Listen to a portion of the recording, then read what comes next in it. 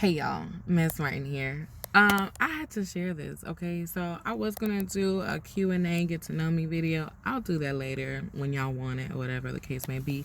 But I just gotta share this thing that's been on my mind since Thursday. So y'all know, well, you might know, Dr. Seuss week was this past week in school. And so I was reading various books every day from Dr. Seuss. And on Thursday, I read to my students, Horton Hears a Who. Now, we all kind of know the premise of the story. You know that Whoville was on a speck of dust, and Horton the elephant, his big, strong ears, heard the Who saying, hey, we need your help. We're about to fall into this water. Can you help us? And so Horton makes it his job to protect them from the wind, the water, from any danger or whatever. So sweet. And then he realizes, oh, it's not just one person, it's a whole town of people, and he begins to talk to the mayor of Whoville. And then, his friends who don't have the strong ears, they don't have the discernment to hear the people. They don't have the discernment to hear. They think Horton is crazy, They're like, you crazy. Let's get this speck of dust out of here. Like, we're going to show you. So they take it. They try to destroy this thing. They try to hide the thing. They try to ruffle it and tuffle it. And Horton, this poor elephant, is doing the best that he can to find them and to protect them and make sure they're good. Until once he finally does find them on this speck of dust in the middle of a big field of the same flower that they're on, he finds them. And then his friends catch up with him. Well, not really his friends, but these other animals catch up with him and say, all right, so you're this determined, you're this crazy, you're this determined to keep these magical people alive who are on this speck of dust. All right, we're going to show you, we're going to capture you, and we're going to boil this whole town alive. And I'm just like, okay, this is getting a little morbid, like just a little bit. And so Horton is going crazy. He's like, okay, y'all, he's telling the mayor, y'all gotta make some noise, like scream and shout. They're going to kill you if y'all don't show yourself. If y'all don't show the kind of power that you have, they're gonna kill you. Make some noise. Get everybody in the whole town beating on pans, screaming. They're doing instruments and all that kind of stuff.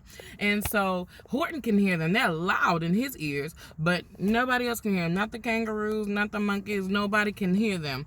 So he's like, something's wrong. Something's wrong. Y'all can't be making this amount of noise and still they can't hear you. So this is where it touched me right here.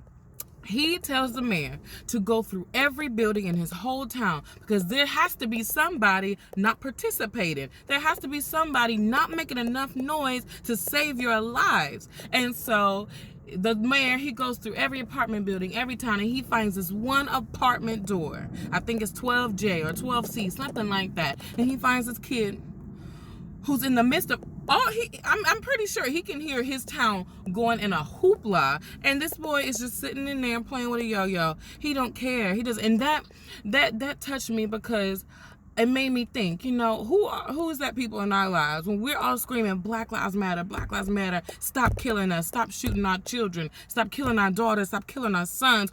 Who is that one individual who's just like, well, this ain't my fight. I'm black, but I'm rich, so I really don't have your problems. I'm black, but white people love me, so this is not my problem. Who are those individuals who are sitting in that apartment playing with their yo-yo while they hear and they see everybody in a hoopla trying to save all of their lives? Not just theirs, not just their individual life, but the whole town from being boiled alive. And so he takes this young kid, snatches him up by his collar, goes to the top of the tower, and makes this boy make some noise. He makes one little sound, just one, and it automatically takes them over the top. And all of a sudden, all of the animals can finally hear them. They can finally hear all of their power. It wasn't just because they had 1 million people. They needed that 1,000,001 to take it above for them to actually be heard. Oh, y'all don't know how that preached to me. And so, man, it got me inspired. Like, how can we reach that one? It's 1 million of us saying Black Lives Matter. It's 1 million of us saying stop killing our daughters, our sons, our cousins, our brothers, our fathers, our mothers. But who is that one? How do we find? Where do we need to do to go up in these apartment buildings and find that one on his iPad or whatever, doing whatever, mind his own business? how do we reach them, you know?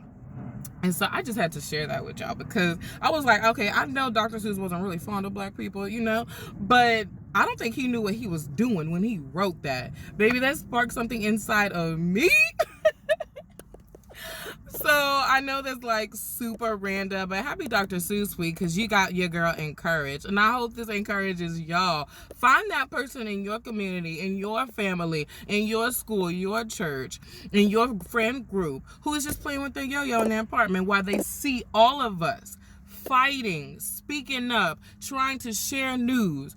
The point of social media is to make people aware. Back in those days, people only heard by word of mouth. They didn't have phones, they didn't have text. They couldn't just go from plantation to plantation and say, hey, they killed your cousin Joe. They couldn't do that. So we have power in this. Sharing is doing work. Going out there and protesting is doing work.